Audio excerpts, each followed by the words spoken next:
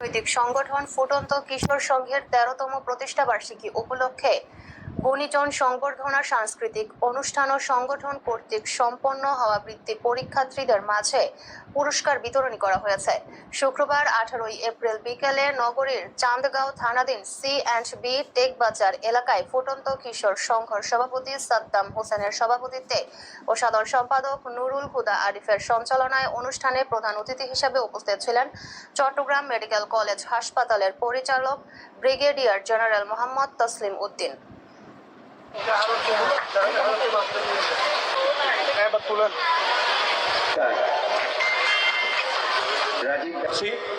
সংগঠন ফুটন্ত কিশোর সংঘের পক্ষ থেকে আন্তরিক মোবারকবাদ।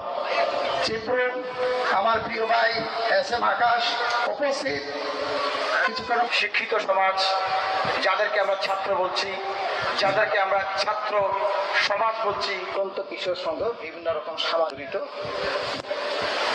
ইনশাল্লাহ এগুলোর প্রতি আমাদের সমর্থন থাকবে। কোন রকম সহযোগিতায় লাগলে আমরা ইনশাল্লাহ করব। দর্শক, এই ছিল মর্নিং ডেস্কের সকালের শীর্ষ সব সংবাদগুলো। পরবর্তী সংবাদ